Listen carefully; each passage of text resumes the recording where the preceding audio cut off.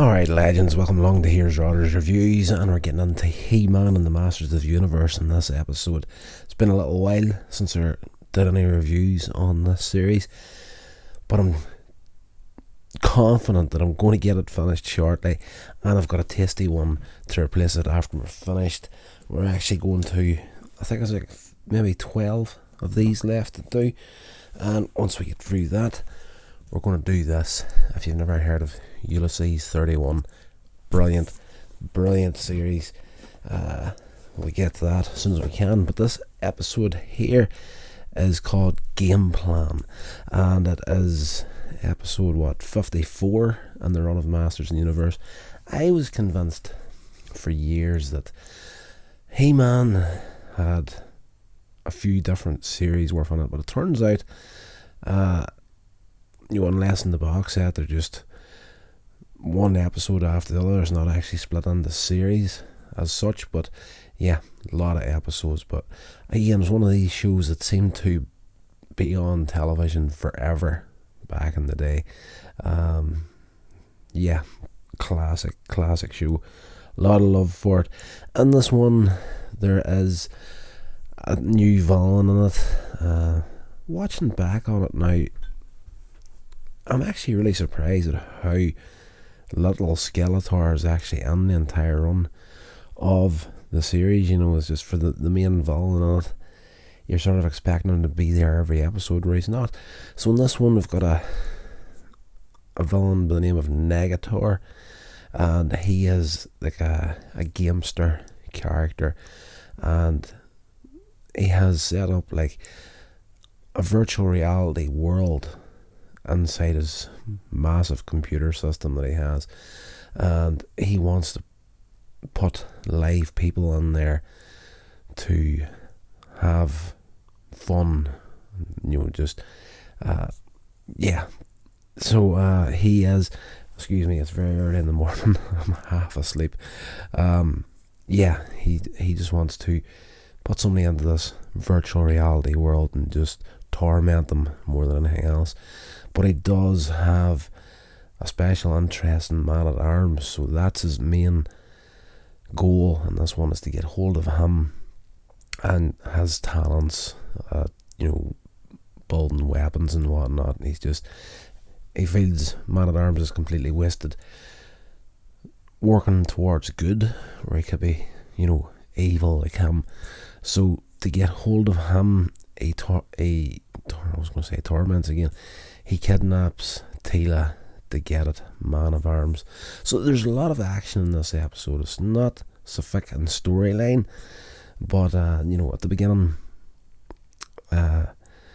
Prince Adam is sculpting with a hammer and chisel, and Man-at-Arms turns up with this device that he's built that is like a prototype for a new weapon, highly destructive, but he has it set in low power and gives it to Prince Adam to use to sculpt with. So laser beam, low power. Prince Adam carves out a carving of Orko, which freaks Orko out, and you get this little bit of comedy with those characters. Cringers actually says he prefers the monster more than the real Orko. So a little bit of comedy, just what you're expecting from the show. At this point, Negator turns up, and he's got these two little sidekicks with him called Nerbs. They actually look a lot like the Jawas from Star Wars. But these little characters are like Negator charges up his magical powers from these two little characters, these Nerbs. So every once in a while, he'll say, "Power me," and they'll shoot a beam to charge him up. Then he goes off and does his thing. So it's like almost like a symbiotic relationship between the three of them. A lot of the stuff that Negator does in the episode, he can't really do without these two little characters, the Nerbs. So he uses their magic to transport himself from place to place. Of course, use magic, fire, lightning out of his hands, all that sort of stuff. So yeah, a lot of action in the beginning of the episode where he has the attempt at going for Man-at-Arms, fails. Of course, they get split apart, as they normally do in the episodes. The heroes always get separated from Prince Adam and Cringer to give them the opportunity to transform into He-Man and Battle Cat. So that happens. He-Man turns up, saves Man-at-Arms and Teela, but later on, Negator actually comes to the palace, and he's disguised himself as one of the palace guards and tells Teela that Prince Adam sent a message to meet her in the Valley of the Desert, which is where his lair is at. So he gets her out there, kidnaps her, then puts the ransom on Man-at-Arms. Like, you come to work for me, I let her go. So Man-at-Arms, off he goes. So shortly after that, Prince Adam discovers from Warco that Teela left to go to the Valley of the Desert after the message that he sent. Well, I didn't send a message. So he, again, changes to He-Man, Cringer to Battle Cat. They get hold of one of my favourite characters in the entire series, Ram Man, and they all go off to try and rescue the three of them. They end up getting, to cut a long story short, which is pretty long at this point, they end up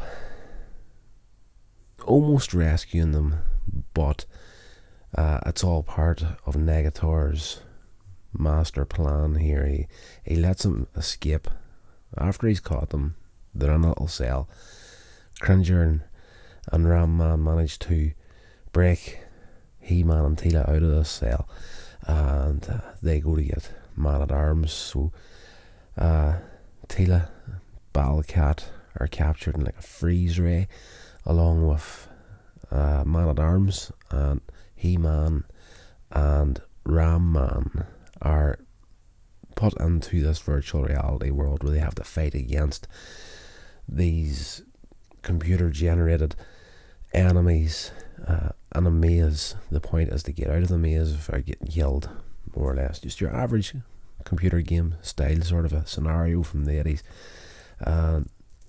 They have a little bit of action again, fighting against this various group of villains, and the whole time Negator is out in the real world on his computer, tapping on the instructions to the computer generated enemies to fight against He-Man and Ram Man. But they eventually get the upper hand on them and manage to find the exit and get out. And it's Negator's own pride and sort of self-confidence that is not really based on anything more than his own opinion. He's arrogant and he thinks he has him. At the end of the game, he says nobody's ever gotten out of this, and it's actually one of the computer generated villains that the heroes use to actually escape from the computer. So they get out and confront him in the real world. So again, he calls in the nerves to power him up, and of course, He-Man, being the strongest man in the universe, is fit to more than hold his own at this point. So Negator tells the Nerves, give me everything you've got, and they actually transfer that much energy into him that they disappear. So the two poor little things die at the end of the episode. Again, Negator goes after He-Man, shooting energy bolts at him. He-Man manages to deflect them with a sword, and it hits the computer system that Negator was using to create his games. So he ends up escaping at the end of the episode. He retreats, gets through his little portal device, off he goes, at which point the computer explodes and He-Man and Ram Man rescue the rest of the heroes and they escape, and that is the end of the episode essentially. So what I love most about these episodes is the moral of the storyline you get, and each one of them, if you miss the point completely, one of the characters is going to break the fourth wall and tell you, and this time it's He-Man himself. And the moral of the story, just to read it as it is in the episode. He-Man, of course, talks to the viewer, the kids in the 80s, like myself, after school, sitting down, bite to eat, watching it. And you learned a lot of good stuff in this series. So He-Man tells the viewers, everybody likes to play games, but when they do, it's natural to try to win. But some people try so hard to win that they forget about safety. They get excited, lose their tempers, and then run the risk of hurting themselves or someone else by playing too rough. No game is worth an injury. When you play, don't be so anxious to win that you'll do anything which you will regret later on. Play it safe. Great episode. I had a good time with this. It has been so long since I actually watched the entire series. Like, at this point in the run of the DVD box set, I've got no memory of any of these episodes. Like, I'm pretty sure I've seen them all back in the early 80s, but you're going back 30 odd years ago now. To sit here and check them out at my age, I'm having a great time with them. It's a timeless little show. Fantastic. If you've never watched it, I would highly recommend you doing it. And if you are a parent, like, I'm not a parent myself, but if I was a new parent right now, the one thing I would definitely do with my kids is to have He-Man and the Masters of the Universe box set right there. And when I felt it was the right time for them to watch it, I would definitely introduce it to them and let them learn the morals that we all got from this show back in the 80s. There's some good stuff in there, some fantastic life lessons to be teaching children, and something that I feel is sorely lost in today's world. So definitely invest in the box set, let your kids watch it. Compared to today's standards, I don't know, it's one of these ones I found in a lot of the shows in the 80s especially. Although they're children's programs, a lot of the content, and the vast majority of them, isn't what people would consider friendly towards that age group these days, if you get what I mean. You need to be very careful on how you say things these days. But the content was very grown up for a kids program. A lot of He-Man was like that. And another show that jumps to mind, just never say that, there was Brave Star. It had an episode where one of the characters, actually a child character, and within the episode, dies from an overdose. So it's, the 80s was a time where, my generation, the backside of Gen X, and that little in between, like, not millennials, but there's what's the term, Xennial, I think it was. So, pre-internet, just an unreal time to be a kid and alive. Yeah, a lot of life lessons in all those shows. So I think now that I've mentioned Brave Star, I think we'll actually do that at some point as well. So anyway, that's going to do it. I'm ranting now. That's going to do it for this episode, guys. Hope you enjoyed it, and until the next one, whatever you're doing, stay safe, and I will talk to you all then.